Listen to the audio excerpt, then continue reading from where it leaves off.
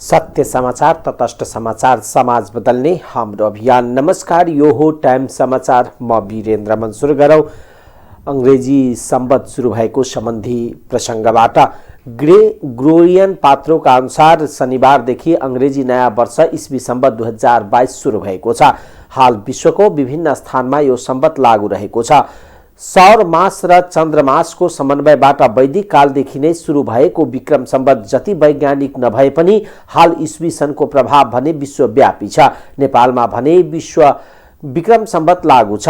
यो संवत नेपालमा प्रचलनमा नभए पनि विदेशी आयोजनाहरूका कार्यहरू भ्रमणमा आउने विदेशीले यसैलाई उपयोगमा ल्याउने गरेको पाइन्छ। जिसस क्राइस्टलाई फाँसी दिएपछि इस्वी सनको सुरुवात भएको भन्ने भनाइ छ।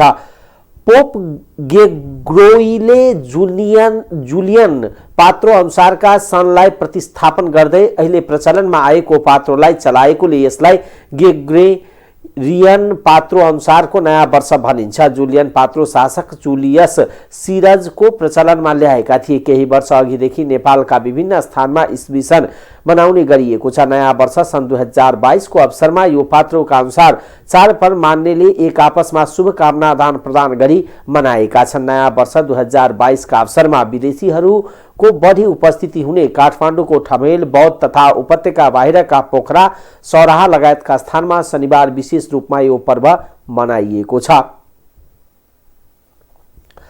अंग्रेजी नयाँ वर्ष मनाउन जनकपुरमा भारतीय पर्यटकहरूको घुइँचो लागेको छ। भगवानको दर्शन र पूजापाठ गरेर नयाँ वर्षको सुरुवात सुखमय होस् भन्ने अभिलाषाका साथ उनीहरू जनकपुर आएका हुन्। शनिबार बिहानदेखि जनकपुरको जानकी मन्दिर, राम मन्दिर लगायतका धार्मिक मठ मन्दिरमा पर्यटकको भिड लागेको छ।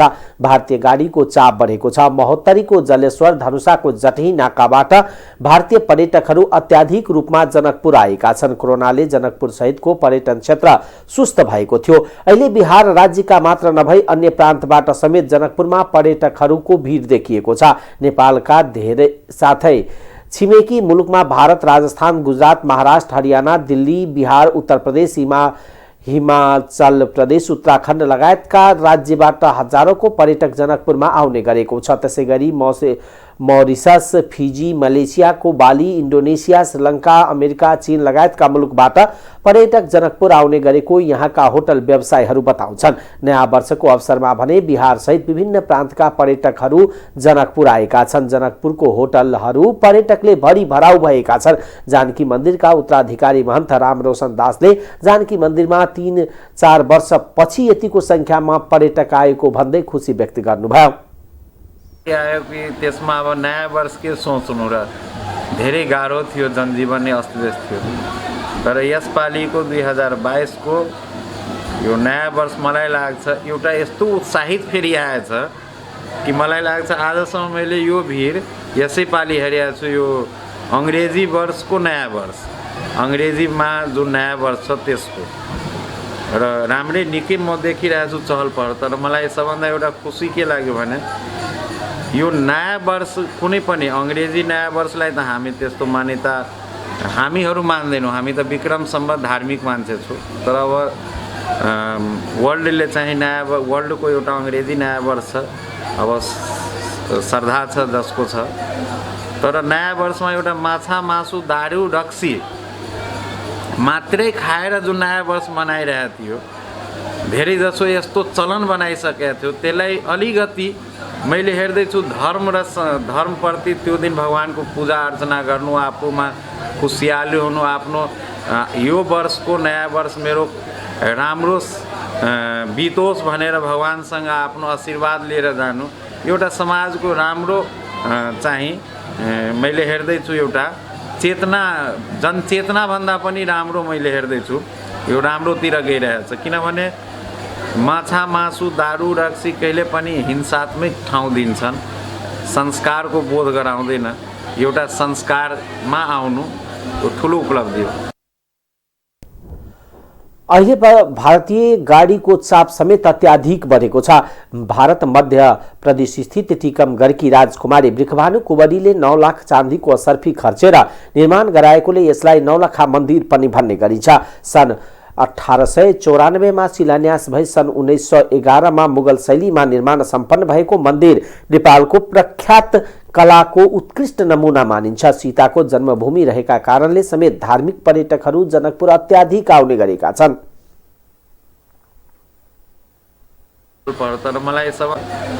तर नयाँ वर्षमा अन्य वर्षको तुलनामा यस वर्ष धानको उत्पादन कम भएको छ। कृषि तथा पशुपक्षी विकास मन्त्रालयले बेमौसमी वर्षाका कारण यो वर्ष धान उत्पादनमा 8.74% ह्रास आएको जनाएको छ। गत वर्ष 56,21,000 मेट्रिक टन धान उत्पादन भएकोमा यो वर्ष 51,30,604 मेट्रिक टन मात्र उत्पादन भएको मन्त्रालयको भनाइ छ। गत वर्षको तुलनामा यस वर्ष 4,90,396 मेट्रिक टन धान उत्पादन कम भएको हो। 7 प्रदेश मध्ये गण्डकी प्रदेशमा मात्र अघिल्लो वर्षको तुलनामा यस वर्ष उत्पादन बढेको छ। गण्डकी प्रदेशमा 2.33%ले धान उत्पादन वृद्धि भएको छ भने अन्य 6 प्रदेशमा उत्पादन घटेको छ। सुदूरपश्चिममा गत वर्षको तुलनामा 31.49%ले धान उत्पादनमा कमी आएको छ। त्यस्तै लुम्बिनी प्रदेशमा 18.38, प्रदेश नम्बर 1 मा 0.93, प्रदेश नम्बर 2 मा 5.24, बागमती प्रदेशमा 0.35 र कर्णालीमा 8.76% धान उत्पादनमा कमी आएको मन्त्रालयले जनाएको छ। मन्त्रालयका अनुसार 5 वर्ष यता यो वर्ष सबभन्दा कम धान उत्पादन भएको हो। आर्थिक वर्ष 76-77 मा 55,50,878 मेट्रिक टन धान उत्पादन भएको थियो भने 75-76 मा 56,10,011 मेट्रिक टन, 74-75 मा 51,51,925 मेट्रिक टन र 73-74 मा 52,30,327 मेट्रिक टन उत्पादन भएको मन्त्रालयको तथ्याङ्कमा उल्लेख छ। समग्र कृषिमा धानको योगदान 15% छ भने देशकै कुल गृहस्थ उत्पादनमा 3.3% योगदान छ। शनिबार पछिल्लो 24 घण्टामा 382 जनामा कोरोना भाइरस संक्रमणको पुष्टि भएको छ।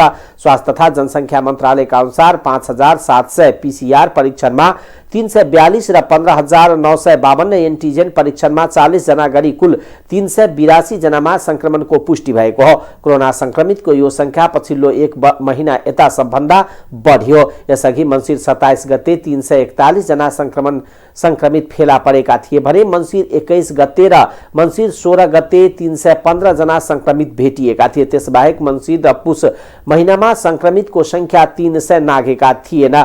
शुक्रबार जम्मा 235 जना संक्रमण भेटिएकोमा शनिबार 150 भन्दा बढी संक्रमित थपिएका हुन्। शुक्रबार 7,885 पीसीआर परीक्षणमा 224 मात्र संक्रमित भेटिएका थिए, जबकि शनिबार 5,007 जनाकै परीक्षणमा 342 संक्रमित भेटिएको मन्त्रालयले जनाएको छ।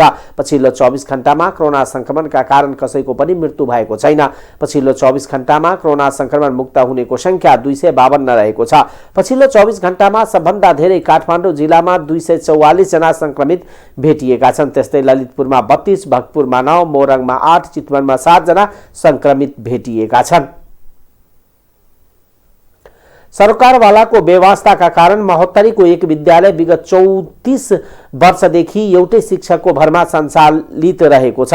अति गरिब, विपन्न र दलित विद्यार्थी मात्र पढ्ने जिल्लाको मनरा सिसवा नगरपालिका वार्ड नम्बर 9 मधवा गाउँमा रहेको श्री हनुमानदत्त विश्वनाथ जनता सरकारी प्राथमिक विद्यालय सम्बन्धित निकायको उदासीनताका कारण विगत 34 वर्षदेखि एउटै शिक्षकको भरमा सञ्चालित रहेको छ। नेपाल भारतको 10 गजा क्षेत्रको 10 मिटर मात्रै उत्तर किनारमा मुसहर बस्तीको छेउमा अवस्थित यो विद्यालय अहिले बाल कक्षादेखि 5 सम्म एउटै शिक्षकले धारिरहेका छन्। आफै प्रधानाध्यापक, आफै कक्षा शिक्षक, आफै कार्यालय सहयोगी समेत भएर 2044 सालदेखि नै यस विद्यालयमा बालबालिकालाई सेवा दिँदै आएको प्रधानाध्यापक एवं एक्लो शिक्षक राम याद राउतले बताउनुभयो। विक्रम सम्वत 2010 मा स्थापित यस क्षेत्रकै पहिलो विद्यालय अहिले देशमा 3 तहको सरकार भए पनि कसैको नजर पर्न सकेको छैन। भवन, कक्षा कोठा, शौचालय, खानेपानी अभाव र खुला आकाशमुनि टुटे भत्केको कोठाको बरन्डामा वर्षौंदेखि शिक्षा ग्रहण गर्न ससाना बालबालिका बाध्य रहेका छन्। शिक्षक एवं राउतले नचाहेर पनि सोही परिस्थितिमा पठन पाठन गराउन विवश रहेको दुखेसो व्यक्त गर्नुभयो। त्यस विद्यालयको बाल कक्षामा 20, कक्षा 1 मा 61, 2 मा कक्षामा 74, 3 मा 53, 4 मा 55, 5 कक्षामा 69 गरी जम्मा 333 छात्र छात्रा विद्यालयमा अध्ययनरत छन्। प्रहरीले शुक्रबार राति लागु औषधसहित 4 जना युवकलाई पक्राउ गरेको छ। पक्राउ पर्नेमा महोत्तरी जिल्लाको रामगोपालपुर नगरपालिका 6 बस्ने 27 वर्षीय शत्रुधन मुखिया, सर्लाही जिल्लाको लालबन्दी नगरपालिका 4 बस्ने 17 वर्षीय वीरेन्द्र मुखिया, 18 वर्षीय सुरेश मुखिया र बरहतवा नगरपालिका 7 बस्ने 14 वर्षीय सुमन श्रेष्ठ रहेको जिल्ला प्रहरी कार्यालयका प्रहरी नायब उपरीक्षक प्रकाश विष्टले जानकारी दिनुभयो। शुक्रबार राति 8 बजेतिर भारतको बिहार राज्यको सीतामढ़ी जिल्लाको कनमा शहरबाट नेपाल आएका उनीहरूलाई औरी नगरपालिका 4 स्थित सडकमा शंका लागि जाँच गर्दा लागु औषधसहित पक्राउ परेका हुन्। प्रहरीले उनीहरूको साथबाट नेपालमा प्रतिबन्धित नाइट्रोभेट ट्याब्लेट 375 पीस, स्पाम्पो प्रो 8 पीस, डाइलेक्स सिरप 4 बोतल बरामद गरेको छ। उनीहरूलाई शनिबार बिहान जिल्ला प्रहरी कार्यालय ल्याई अनुसन्धान अगाडि बढाइएको बताइएको छ। राष्ट्रिय सभामा सदस्यका लागि निर्वाचन प्रक्रिया सुरु भएको छ। आगामी 12 गते 19 जना सदस्यका लागि हुने मतदानका लागि आजदेखि निर्वाचन प्रक्रिया सुरु गरिएको निर्वाचन कार्यालयले जनाएको छ। आजदेखि सुरु भएको निर्वाचन प्रक्रिया अन्तर्गत पुष 20 देखि 25 गतेसम्म उम्मेदवारको अन्तिम नामावली, निर्वाचन चिन्ह दिने कार्यक्रम र निर्वाचन आचार संहिता लागू हुने आयोगले जनाएको छ। आयोगले निर्वाचन अधिकृत नियुक्त यसअघि नै गरिसकेको छ। मतदान स्थल केन्द्र पनि तय गरिसकेको छ। राष्ट्रिय सभा निर्वाचनमा स्थानीय तहका 1493 जना र प्रदेश सभामा 532 जना गरेर जम्मा 2025 मतदाता रहेको आयोगले जनाएको छ। मतदानका लागि 8 वटा मतदान स्थल र 14 वटा मतदान केन्द्रको व्यवस्था गरिएको छ। यसैगरी निर्वाचनमा दिन 12 दल दर्ता भएका छन्। आगामी फागुन 20 गते एमालेका 8, कांग्रेसका 3, एकीकृत समाजवादीका 4 र राष्ट्रपतिबाट मनोनित 1 जनाको कार्यकाल सकिने संघीय संसद सचिवालयले जनाएको छ। प्रधानमन्त्री शेरबहादुर देउवाले नेपाली कांग्रेसकी केन्द्रीय सदस्य डाक्टर ढिला संग्रौला को नेपाली का सपना अधुरै पुस्तकको विमोचन गर्नुभएको छ। उहाँले शनिबार बालुवाटारमा आयोजित कार्यक्रममा डाक्टर संग्रौलाले लेख्नु भएको पुस्तकको विमोचन गर्नुभयो। विमोचन कार्यक्रममा उहाँले देशको कार्यकारी तहसम्ममा समेत महिलाको प्रतिनिधित्व सुनिश्चित हुने गरी आरक्षणको व्यवस्था गरेर नेपाल र नेपाली कांग्रेस स्वयंले आफूलाई सबै समुदायको पार्टीको रूपमा चिनाएको दावी गर्नुभयो। प्रधानमन्त्री देउवाले राज्यको हरेक निकायमा 33% महिलाहरूको प्रतिनिधित्व सुनिश्चित गर्ने नेपाल एउटा मात्रै देश भएको बताउनु भएको छ।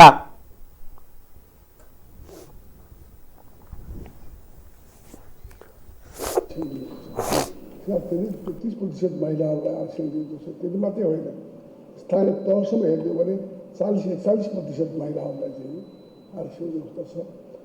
यस्तै चाहिँ अब राष्ट्रपति उपराष्ट्रपतिमा एउटा महिला, उपसभामा एउटा महिला लगायत धेरै ठाउँमा चाहिँ महिलाहरूको मेयर, डेपुटी मेयरमा एउटा महिला, त्यस्तै चाहिँ गाउँपालिकादेखि सबै ठाउँमा चाहिँ महिलाहरूलाई हामीले आरक्षण दिएका छौँ, अगाडि बढाएका छौँ। यस मानेमा नेपाल मात्रै एउटा यस्तो देश हो जहाँ अत्यन्तै समावेशी समानुपातिक रूपमा पूर्ण रूपमा छ। दलित, जनजाति, आदिवासी सबैले हामीले आरक्षण व्यवस्था गरेका छौँ। यस मानेमा नेपाल र नेपाली कांग्रेस पनि सबैको पार्टी बनेको छ। त्यसमा चाहिँ भोलिका दिनमा अझ बढी चाहिँ यो मतदान हुनेछ भन्ने मलाई विश्वास छ। अरू त धेरै मैले भन्नु यहाँ केही छैन। किताब अवश्य नै महत्त्वपूर्ण किताब छ भन्ने लागेको छ मलाई। यो काममा चाहिँ डाक्टर ढिला संग्रौलालाई अझ पनि किताब यस्तै किताबहरू लेख्न प्रोत्साहित गरोस्, प्रोत्साहित हुनेछ भन्ने विश्वास लिएको छु। नेपालले महिला मात्र नभई दलित, जनजाति, आदिवासी सबैको अत्यन्तै समावेशी र समानुपातिक ढंगले राज्य र पार्टीका हरेक तहमा प्रतिनिधित्व गराएको देउवाको दावी छ। प्रधानमन्त्री देउवाले महिला नेत्रीहरूले महिला मतदाता संख्याहरूको बढाउन पनि उल्लेखनीय भूमिका निर्वाह गर्ने विश्वास व्यक्त गर्नुभयो। उहाँले नेत्री संग्रौलाले नेपालको महिला आन्दोलनको क्षेत्रमा दिएको योगदान प्रशंसनीय रहेको बताउनुभयो। नेपाली कांग्रेसका सभापति शेरबहादुर देउवाले 10 जना केन्द्रीय सदस्य मनोनयन गर्नुभएको छ। विधानको धारा 21 को उपधारा 10 बमोजिम सभापति देउवाले केन्द्रीय सदस्य मनोनयन गर्नुभएको नेपाली कांग्रेसले जनाएको छ। देउवाले रामचन्द्र पौडेल, प्रकाश मान सिंह, विमलेन्द्र निधि, विजय कुमार गछदार, कृष्ण प्रसाद सिटौला, डाक्टर प्रकाश शरण महत, डाक्टर नारायण खड्का, उमा रेग्मी, सुजाता कोइराला, मीन बहादुर विश्वकर्मालाई नेपाली कांग्रेस केन्द्रीय कार्य समितिको सदस्य पदमा मनोनयन गर्नुभएको हो। प्रकाशमान सिंह र विमलेन्द्र निधि सभापतिको पहिलो चरणको चुनावमा पराजित हुनुभएको थियो। त्यस्तै विजय कुमार गसदार उपसभापति र प्रकाश शरण महत महामन्त्रीमा पराजित हुनुभएको थियो। कांग्रेसको विधानमा 33 जना केन्द्रीय सदस्य सभापतिले मनोनयन गर्ने प्रावधान छ। सभापतिका निकटतम प्रतिस्पर्धी स्वतः केन्द्रीय सदस्य हुने व्यवस्था अनुसार शेखर कोइराला केन्द्रीय सदस्य भइसक्नु भएको छ। नेकपा माओवादी केन्द्रको 8औं महाधिवेशनबाट विधान मस्यौदा अनुमोदन भएको छ। माओवादीका थाई कमिटी सदस्य तथा विधान मस्यौदा समितिका प्रमुख देव गुरुङले बन्द सत्रमा पेश गर्नुभएको विधान मस्यौदा सर्वसम्मतले पारित भएको हो। पारित भएको मस्यौदा अनुसार नेकपा माओवादी केन्द्रमा 15 जना पदाधिकारी र 279 जना केन्द्रीय सदस्य रहनेछन्। पदाधिकारीमा 1 जना अध्यक्ष, 1 जना वरिष्ठ उपाध्यक्ष, 6 जना उपाध्यक्ष, 1 जना महासचिव, 2 जना उपमहासचिव, 3 जना सचिव र 1 जना कोषाध्यक्ष रहनेछन्।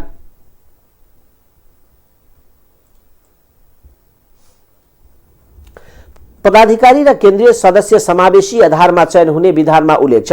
केन्द्रीय समितिमा 50% खुल्ला र 50% समावेशी मिलाइने व्यवस्था रहेको छ। 15% सदस्य मनोनित गर्ने व्यवस्था छ। विधान मस्यौदा पारित भएकोले अब पदाधिकारी र केन्द्रीय सदस्य चयन प्रक्रिया सुरु हुनेछ। 11 गतेदेखि सुरु भएको महाधिवेशन हिजो नै सक्ने कार्यतालिका रहे पनि लम्बिएको छ। नेकपा माओवादी केन्द्रको नयाँ नेतृत्व चयनका लागि निर्वाचन आयोगले मतदाता नामावली सार्वजनिक गरेको छ।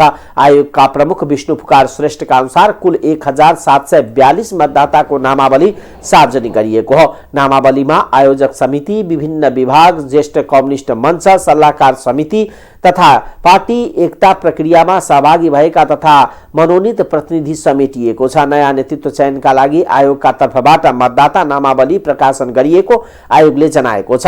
माओवादीको विधान सर्वसम्मतले पारित गरेको थियो। पारित विधान अनुसार 15 पदाधिकारी सहित 279 सदस्यीय केन्द्रीय समिति चयन गर्न लागि छ।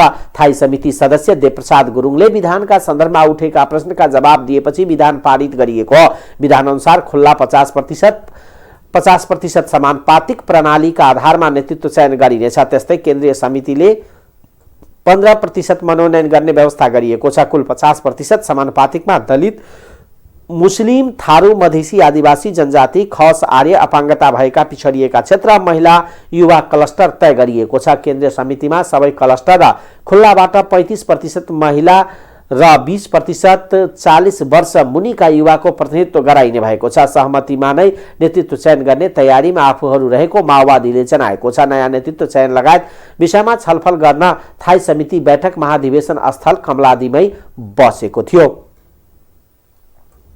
संस्कृति, पर्यटन तथा नागरिक उड्डयन मन्त्री प्रेम बहादुर आलेले अब बस्ने मन्त्री परिषदको बैठकबाट राष्ट्रिय पोशाकको आधिकारिकता घोषणा गर्न आफूले पहल गर्ने प्रतिबद्धता व्यक्त गर्नुभएको छ। राष्ट्रिय धरोहर संस्थान प्रतिष्ठान नेपालले राष्ट्रिय पोशाक दिवसको अवसर पारेर शनिबार काठमाडौँमा गरेको कार्यक्रममा मन्त्री आलेले अझ पनि राष्ट्रिय पोशाकको आधिकारिकता घोषणा राज्यबाट नभएकोमा दुख लागेको भन्दै मन्त्री परिषदबाट निर्णय गराउन पहल गर्ने बताउनुभयो। उहाँले त्यसका लागि आवश्यक तयारी गरेर आउन प्रतिष्ठानलाई आग्रह पनि गर्नुभयो। कार्यक्रममा संस्कृतविद सत्यमोहन जोशीले राष्ट्रिय पोशाक नेपालीको राष्ट्रिय गौरव भएको बताउनुभयो। उहाँले राष्ट्रिय पोशाकको सन्दर्भले जातीय पोशाकलाई कमजोर नबनाउन धारणा राख्नुभयो।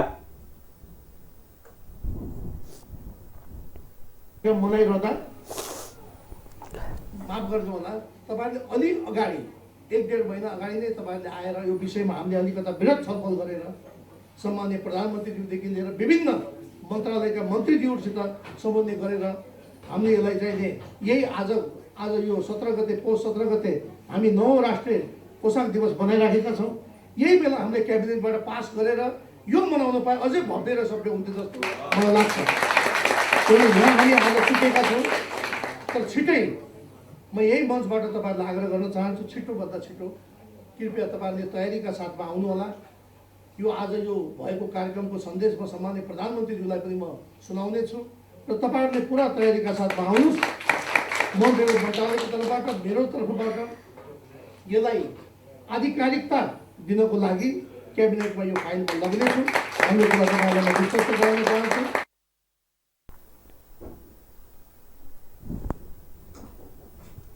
कार्यक्रममा नेपाली भाषा संस्कृति र पोसाकको प्रवर्धनमा योगदान पुर्याएकाहरूलाई सम्मान गरिएको थियो। समारोह हुँदाखेरि झन्डा राष्ट्रिय झन्डा गरेपछि त्यो राष्ट्रिय झन्डालाई कति गौरव गर्छ, देशको निम्ति कति गौरव हुन्छ तपाईँको, होइन? ट्रफी पाउने अर्को कुरो हो, पुरस्कार जित्नु त अर्को कुरो हो। तपाईँको त्यो राष्ट्रिय झन्डाले राष्ट्रिय गानले पनि कति हो। कल्चर बिना चाहिँ कल्चर भएको मान्छे पनि।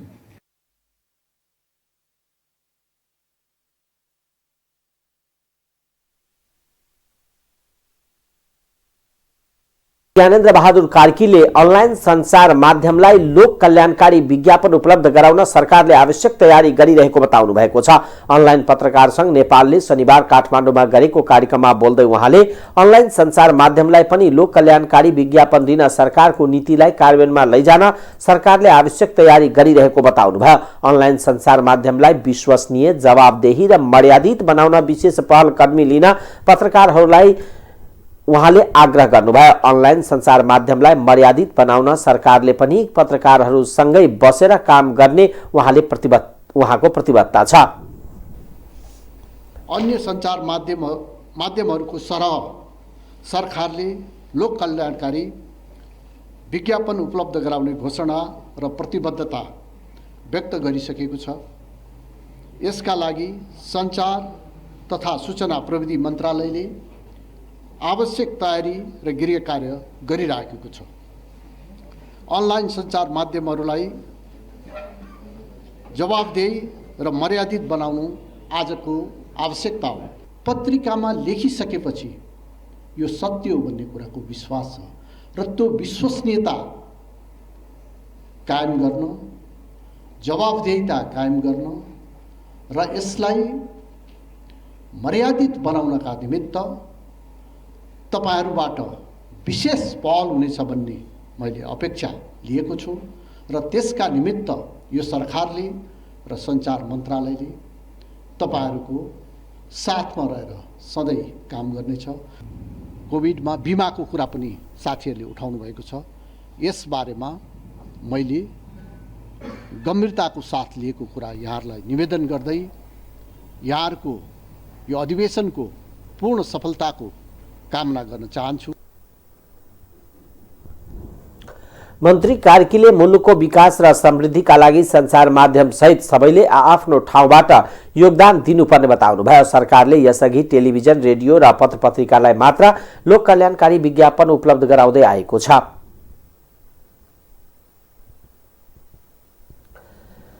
नेकपा एमालेका उद्योग विभाग उपप्रमुख दुर्गा फर्साईले देशमा भएका सबै उद्योग धन्दा कल कारखाना सत्तारूढ नेपाली कांग्रेस नेतृत्वको सरकारले बेचेको आरोप लगाउनु भएको छ। मेडिकल कलेज सञ्चालक समेत रहनुभएका फर्साईले नेपाली कांग्रेसले 2046 सालपछि अधिकांश समय सरकारको नेतृत्व गरेको र त्यसै बेला मुलुकको सबै उद्योग धन्दा कल कारखाना बेचिएको बताउनुभयो। शनिबार काठमाडौँमा आयोजित एक साक्षात कार्यक्रममा बोल्दै उहाँले मुलुकका उद्योग धन्दा सबै बेचिएपछि नेपाली युवाहरू रोजगारीको खोजीमा विदेश पलायन हुने अवस्था आएको तर्क समेत गर्नुभयो। 2046 सालपछि 2060 सम्म नेपाली कांग्रेसको अधिकांश समय सत्तारोहण भयो। त्यो सत्तारोहणको पालामा देशमा उद्योग धन्दा कल कारखाना सबै बेचिए उहाँले भन्नुभयो। उद्योग धन्दा र कल कारखाना बेचिएसँगै हाम्रो युवाहरू विदेश पलायन हुन बाध्य भए।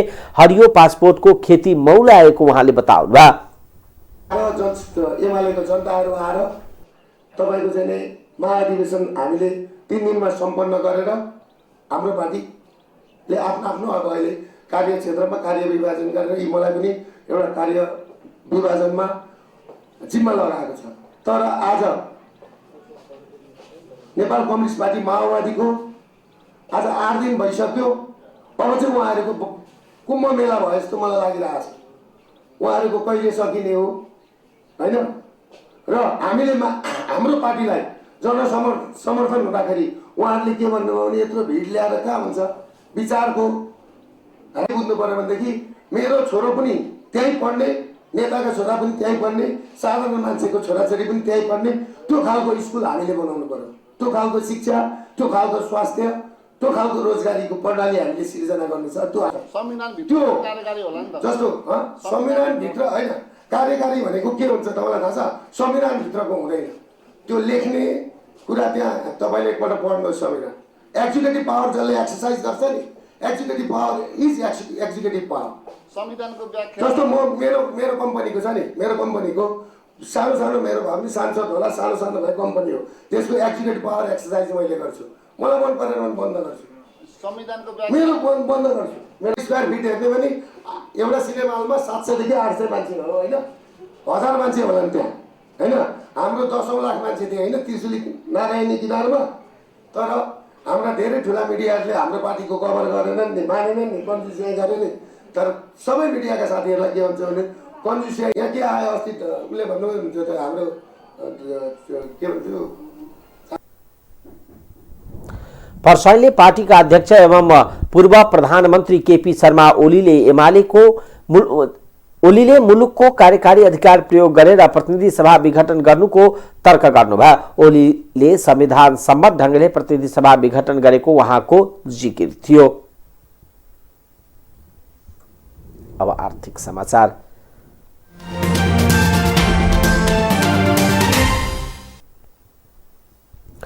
नया मोदी पर्वत लाहा चोक कास्की 132 केबी डबल सर्किट प्रसारण लाइन सञ्चालनमा आएको छ। नया मोदी लेखनाथ प्रसारण लाइन आयोजना अन्तर्गत नया मोदी लाहाचोक खण्डको निर्माण सम्पन्न गरी बुधबारदेखि सञ्चालनमा आएको छ। लाहाचोकमा 133 केबी सब स्टेशनमा 30 MVA को पावर ट्रान्सफर्मर जडान कार्य सम्पन्न गरी लाइन चार्ज गरिएको छ। निर्माण सम्पन्न सब स्टेशनबाट कास्कीको माछापुच्छे र अन्नपूर्ण गाउँपालिकामा बिजुली आपूर्ति गरिनेछ। यसबाट त्यस क्षेत्रको बिजुली आपूर्ति गुणस्तर र भरपर्दो हुने नेपाल विद्युत प्राधिकरणका कार्यकारी निर्देशक कुलमान घिसिङले बताउनुभयो। उहाँले पोखराबाट त्यस क्षेत्रमा बिजुली आपूर्तिका लागि लगिएको लाइन लामो हुँदा ट्रिपिङ र लो भोल्टेज लगायतका समस्या थियो। अब लाहाचोक सब स्टेशनबाट आपूर्ति लिँदा त्यस क्षेत्रको विद्युत सेवा सुधार भई उपभोक्ताले भरपर्दो र गुणस्तरीय बिजुली पाउनेछन् भने चुहावट समेत घट्नेछ। आयोजना अन्तर्गत यस खण्डमा 68 वटा टावर निर्माण गरिएको छ भने 21 किलोमिटर तार तानिएको छ। एक्जिम बैंक अफ इन्डियाको सहुलियतपूर्ण ऋणमा निर्माण गरिएको आयोजना अन्तर्गत लाहाचोक लेखनाथ प्रसारण लाइन निर्माणाधीन रहेको छ। सन् 2018 जुलाई 21बाट सुरु भएको यस आयोजनाको नयाँ मोदी लाहाचोक खण्डको निर्माण स्थानीयवासीको अवरोधका साथ वन क्षेत्रको समस्याका कारण प्रभावित भइरहेको आयोजनाका प्रमुख रोशन अग्रवालले बताउनुभयो। क्षेत्रीय बृहत आर्थिक साझेदारी RCEP स्वतन्त्र व्यापार सम्झौता आगामी शनिबारदेखि लागू हुँदैछ। यसले विश्व अर्थतन्त्रको 30% हिस्सा ओगटेको 15 एसियाली तथा आसियान देशहरूलाई समेटेको छ। RCEP चीन र दक्षिण कोरियासँग जापानको पहिलो आर्थिक साझेदार सम्झौता हो। यस अन्तर्गत अन्य सहभागी देशमा अस्ट्रेलिया, न्युजिल्यान्ड र आसियान 10 देशहरू छन्। सम्झौताले मुख्यतः अटो पार्ट्स र अन्य औद्योगिक सामान समेत 91% वस्तुमा आयात महसुल खारिज गर्नेछ। चीनले 2 दशक बीच महसुल छुट हुने आयातित औद्योगिक सामानको अनुपात बढाएर क्रमशः 8%बाट 86%मा पुर्याउनेछ। दक्षिण कोरिया पनि अटोमोबाइलका लागि इलेक्ट्रोनिक्स लगायतका आयात महसुल छुट हुने सामानको अनुपात 19%बाट बढाएर 92%मा पुर्याइने बताइएको छ। अब अन्तर्राष्ट्रिय समाचार।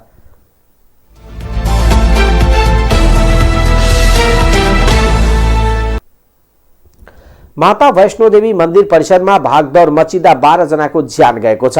भारतको जम्मू कश्मीर स्थित त्रिकुटा पहाडमा रहेको वैष्णोदेवी मन्दिरमा अन्य 20 जना घाइते भएका छन्। मन्दिरको गर्भगृह बाहिर दर्शनका लागि भेला भएका श्रद्धालुहरूको भिडमा भागदौड मचिएको हो। समाचार संस्था ANI ले स्थानीय प्रहरी अधिकारीलाई उद्धृत गर्दै दिएको जानकारी अनुसार शनिबार बिहान 2:45 बजेतिर घटना भएको हो। शरणार्थी बीचको विवादको क्रममा धकेल भएको र त्यसले भागदौडको अवस्था आएको हो। यता यस घटनामा भारतीय प्रधानमन्त्री नरेन्द्र मोदीले दुःख व्यक्त गर्दै प्रधानमन्त्री राहत कोषबाट मृतक परिवारलाई 2 लाख र घाइते भएकाहरूलाई 50,000 रुपियाँ राहत दिने घोषणा गरेका हुन्। त्यस्तै जम्मू कश्मीरका LG मनोज सिन्हाले दुर्घटनामा मृत्यु भएका परिवारजनलाई 10 लाख र घाइते भएकाहरूलाई 2 लाख राहत दिने घोषणा गरेका हुन्।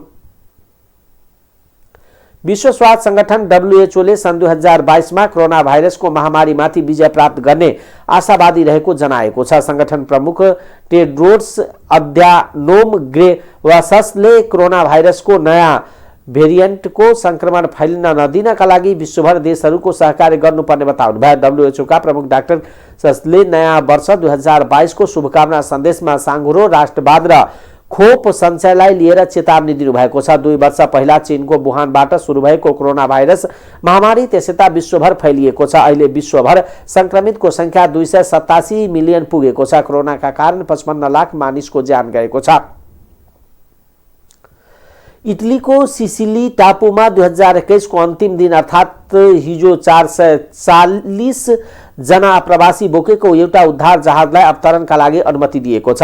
यो सहित सन् 2021 मा इटलीको सिसिली नजिकको किनार हुँदै कुल 67,000 भन्दा बढी मानिसले प्रवेश अनुमति पाएको इटलीले जनाएको छ। इटलीको गैर सरकारी संस्थाले उद्धारका लागि सञ्चालन गरेको सीवाच 3 नामक जहाज अधिकारीले ट्विटर मार्फत यसबारे जानकारी गराएका हुन्। उद्धारमा प्रयोग भएको जहाजले नोभेम्बर 2017 देखि लिबियाको तटबाट सामुद्रिक गस्ती गर्दै आएको छ। यो गैर लाभकारी समूहद्वारा सञ्चालित जहाज हो। इटलीको समुद्रमा जहाजहरूको अप्रवासीहरूलाई भूमध्य सागरको मध्य क्षेत्र पार गरेर युरोपमा पुर्याउने गर्छन्। त्यहाँ अक्सर भीड हुने गर्छ। उनीहरूले समस्या देखिएका जहाजहरूलाई मद्दत समेत गर्ने गर्छन्। इटलीको गृह मन्त्रालयले डिसेम्बर 31 मा अद्यावधिक गरेको तथ्याङ्क अनुसार 2021 मा कुल 67,040 अप्रवासी इटली भित्रिएका छन्। यो 2020 मा रेकर्ड गरिएको संख्या भन्दा 34,154 ले बढी हो। तर सन् 2016 मा भने यो संख्या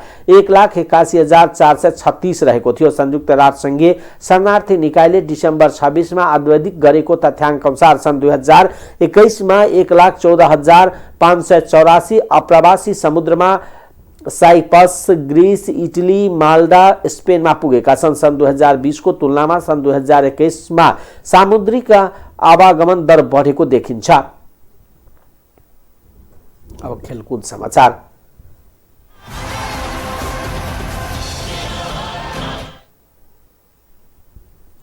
शहीद स्मारक ए डिभिजन लीग फुटबल अन्तर्गत आज पहिलो खेलमा 3 स्टार क्लबले जावलाखेल युथ क्लबलाई हराएको छ। दशरथ रङ्गशालामा भएको खेलमा 3 स्टारले जावलाखेललाई 2-1 गोलले हराएको हो। 3 स्टारका आयुष घलानले ऋतिक कुमार खड्काले गोल गरे। जावलाखेलका लागि निकोलस फर्नान्डिसले 1 गोल फर्काए। जितसँगै 3 स्टार 10 अङ्क सहित 5औं स्थानमा पुगेको छ। 7 अङ्क रहेको जावलाखेल 9औं स्थानमा रहेको छ। यता ब्रिगेड बोइज क्लबलाई हराउँदै मनाङ मर्चाङ्गेदी क्लब शहीद स्मारक डिभिजन लीग फुटबलको शीर्ष स्थानमा पुगेको छ। पोखरा रङ्गशालामा भएको खेलमा मनाङले ब्रिगेड बोइजलाई 1-0 गोलले हरायो। मनाङको लागि पहिलो हाफको इन्जुरी समयमा कप्तान अञ्जन विष्टले गोल गरे। मनाङले पाएको पेनाल्टी शिशिर लेखीले सदुपयोग गर्न सकेनन्।